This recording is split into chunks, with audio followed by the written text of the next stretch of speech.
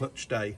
Let's reveal what we're going to see on the clutch. But first job is to get the gear lever off, get the stator and rotor off, and crack the centre nut, and then use the tool that Simon has gratefully loaned me to remove the clutch. Let's have a look. Using the clutch locking tool from TMS in Nottingham, and an appropriately fitting socket to get the centre nut off.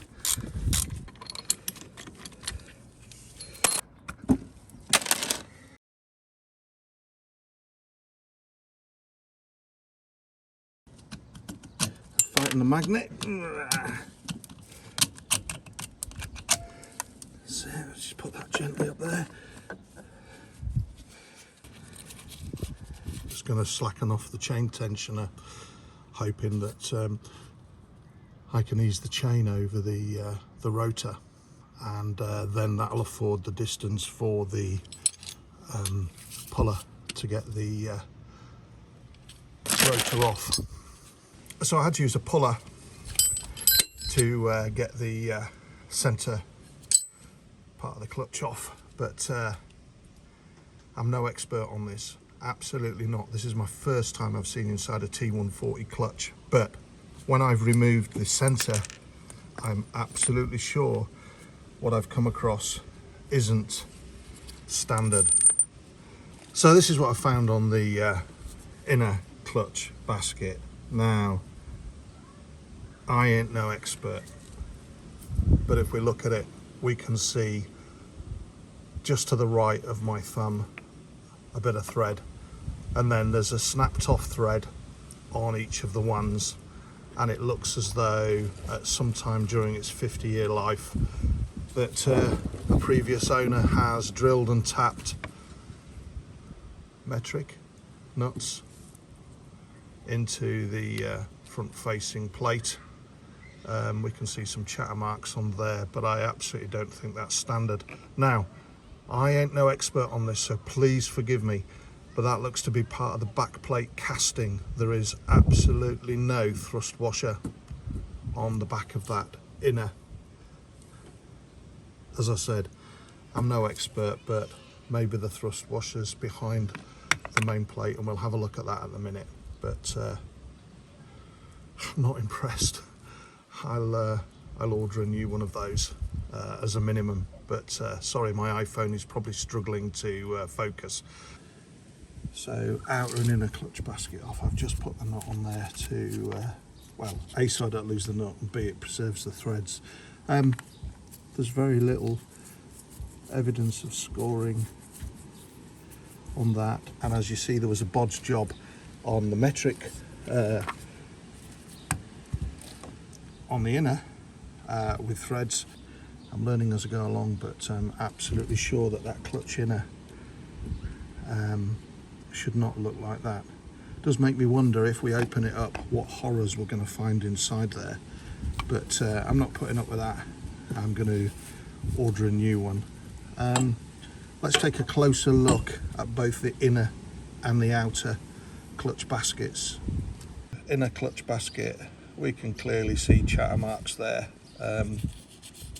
from the plates.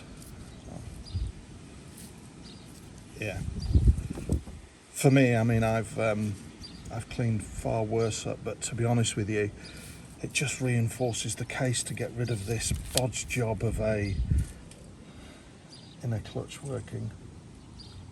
Yeah, let's take a look at the outer. I sort of stand corrected. As I said, I'm learning as I go along. This might actually be the thrust washer,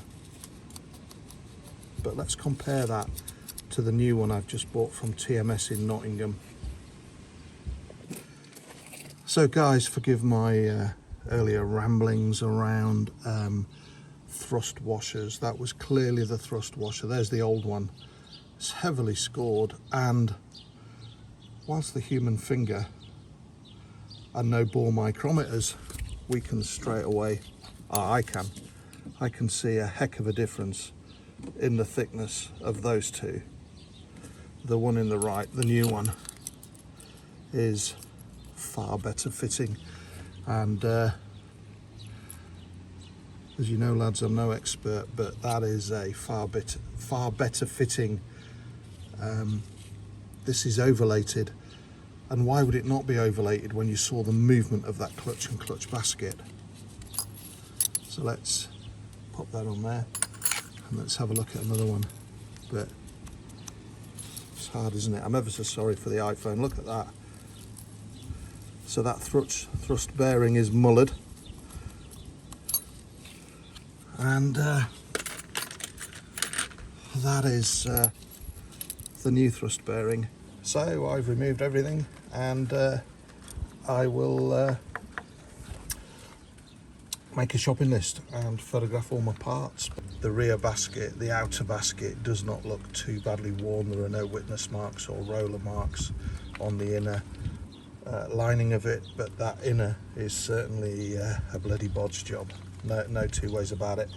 And excuse me, there's no shimming for the offset for the chain running. So as somebody said, get sacrifice a 12-inch ruler and check the chains running. I don't think I can trust anything on the primary side at the moment.